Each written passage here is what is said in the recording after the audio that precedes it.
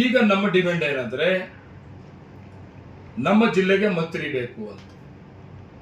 ನಾನು ಕೂಡ ಈ ಕೋಲಾರ ಜಿಲ್ಲೆಯಲ್ಲಿ ಮೇಜರ್ ಒಕ್ಕಲಿಗ ಮತ್ತು SC ಇರುವಂತ ಜನಾಂಗದಲ್ಲಿ ನಾನು ಒಬ್ಬ ಶಾಸಕ ಒಕ್ಕಲಿಗ. ಕಾಂಗ್ರೆಸ್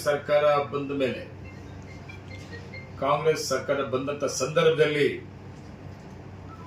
ನಮ್ಮ ಹೈಕಮಾಂಡ್ ಸನ್ಮಾನ್ಯ ಮುಖ್ಯಮಂತ್ರಿಗಳಾಗಿ ಸಿದ್ದರಾಮಯ್ಯವರು ಮುಂದುವರಿಯುವುದು ಅಂತ ತೀರ್ಮಾನ ತಗೊಂಡು, ಆ ತೀರ್ಮಾನದಲ್ಲಿ ಏನು ಕಂಡೀಷನ್ಸ್ ಇತ್ತು ಅವತ್ತು ಅದರ ಪ್ರಕಾರ ಸನ್ಮಾನ್ಯ ಸಿದ್ದರಾಮಯ್ಯವರು ಪಕ್ಷಕ್ಕೆ ಮಾತಿಗೆ ಗೌರವ ಕೊಟ್ಟು ಮಾತನ್ನ ಉಳಿಸ್ಕೊಂಡಂತ ಒಬ್ಬ ನಾಯಕರು ಅಂತೇಳಿ ಇವತ್ತು ಏನು ಹೆಸರು ಪಡೆದಿದ್ದಾರೆ.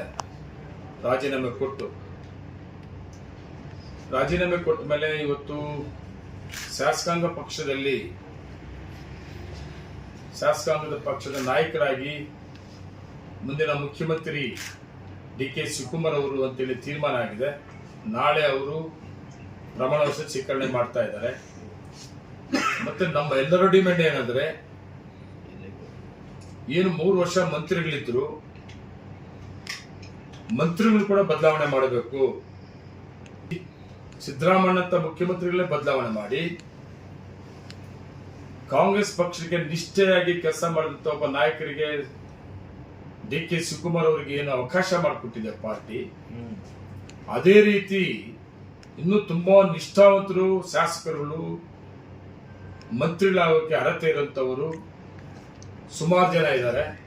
3 ವರ್ಷ ಮಂತ್ರಿಗಳಾಗಿ ಸರ್ಕಾರದಲ್ಲಿ ಮುಖ್ಯಮಂತ್ರಿ ಸಿದ್ದರಾಮಯ್ಯ ಜೊತೆಯಲ್ಲಿ ಕೆಲಸ ಮಾಡಿದಾರೋ ಎಲ್ಲರನ್ನೂ ಬದಲಾವಣೆ ಮಾಡಿ ಹೊಸದಾಗಿ ಮಂತ್ರಿಗಳನ್ನ ಮಾಡಬೇಕು ಅನ್ನೋದು ನಮ್ದು ಡಿಮ್ಯಾಂಡ್ಸ್ ಇದೆ ಎಲ್ಲಾ ಶಾಸಕರುಗಳದ್ದು ರಾಜ್ಯದಲ್ಲಿ.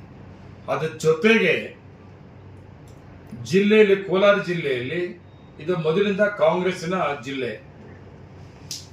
KH ಮುನಿಯಪ್ಪನವ್ರನ್ನ 7 ಸಾರಿ ಸಂಸದರಾಗಿ ಕಳಿಸ್ಕೊಟ್ಟಂತ ಇತಿಹಾಸ ಇರುವಂತ ಜಿಲ್ಲೆ ಕಾಂಗ್ರೆಸ್ ಪಕ್ಷದಿಂದ. ಇವತ್ತು ಕೂಡ ಈ ಸರ್ಕಾರದಲ್ಲಿ ಕೋಲಾರ ಜಿಲ್ಲೆಯಲ್ಲಿ 6 ವಿಧಾನಸಭಾ ಕ್ಷೇತ್ರಗಳಲ್ಲಿ 4 ವಿಧಾನಸಭಾ ಕ್ಷೇತ್ರಗಳು ಕಾಂಗ್ರೆಸ್ ಶಾಸಕರು ಗೆಲ್ಲಿಸಿಕೊಟ್ಟಂತ ಜಿಲ್ಲೆ ಇದು. 4 ವಿಧಾನಸಭಾ ಕ್ಷೇತ್ರಗಳಲ್ಲಿ ಕಾಂಗ್ರೆಸ್ನ ಶಾಸಕರು ಗೆದ್ದಿದ್ರೂ ಸಹಿತ ನಮ್ಮ ಜಿಲ್ಲೆಗೆ ಮಂತ್ರಿ ಕೊಡೋದ್ರಲ್ಲಿ ಅವಕಾಶ ವಂಚಿತರಾಗಿದ್ದೀವಿ ನಾವು. ಈಗ ನಮ್ಮ ಡಿಮ್ಯಾಂಡ್ ಏನಂದ್ರೆ ನಮ್ಮ ಜಿಲ್ಲೆಗೆ ಮಂತ್ರಿ ಬೇಕು ಅಂತ. ಈಗ SC ರಿಸರ್ವೇಶನ್ SC ಕೊಡೋದಾದ್ರೆ 3 ಸಾರಿ ಗೆದ್ದಿರುವಂತ SN ನಾರಾಯಣಸ್ವಾಮಿ ಅವರು ಇದ್ದಾರೆ. SC ಕೊಡೋದಾದ್ರೆ ನಮ್ಮ ತಕರಾರಿಲ್ಲ, 3 ಸಾರಿ ಗೆದ್ದಿದ್ದಾರೆ. SC ರಿಸರ್ವೇಶನ್ SC ಕೊಡ್ಲಿಲ್ಲ ಅಂತಂದ ಸಂದರ್ಭದಲ್ಲಿ ನಾನು ಕೂಡ ಈ ಕೋಲಾರ ಜಿಲ್ಲೆಯಲ್ಲಿ ಮೇಜರ್ ಒಕ್ಕಲಿಗ ಮತ್ತು SC ಇರುವಂತ ಜನಾಂಗದಲ್ಲಿ ನಾನು ಒಬ್ಬ ಶಾಸಕ ಒಕ್ಕಲಿಗ.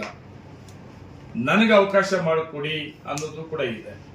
ಅದ್ರ ಜೊತೆಗೆ ಇನ್ನೊಬ್ಬ ಶಾಸಕರು ಕೋಲಾರ MLA ಅವರು ಕೂಡ, ಅವ್ರಿಗೂ ಕೊಡಿ. ಈಗಾಗಲೇ ನಾವು 4 ಜನ MLAಗಳಲ್ಲಿ 3 ಜನ MLAಗಳು, ಬಂಗಾರಪೇಟೆ MLA SN ನಾರಾಯಣಸ್ವಾಮಿ ಅವರು, ಕೋಲಾರ MLA ಕೊತ್ತೂರು ಮಂಜುನಾಥ್ ಅವರು, ಮತ್ತೆ ನಾನು ಮಾಲೂರು MLA, ಮತ್ತೆ ಇನ್ನೊಬ್ಬ MLC ಆದ ನಜೀರ್ ಅಹಮದ್ ಅವರು, 5 ಜನ ಕೂಡ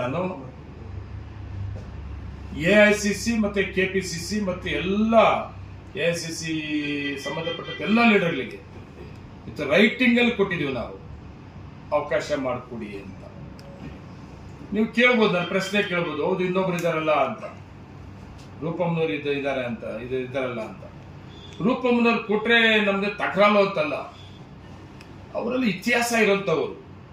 ಈಗಾಗಲೇ ಅವರಪ್ಪ ಕೂಡ KH ಮುನಿಯಪ್ಪಾಜಿ ಅವರು ಕೇಂದ್ರದಲ್ಲಿ ಮಂತ್ರಿ ಆಗಿದ್ದಂಥವ್ರು.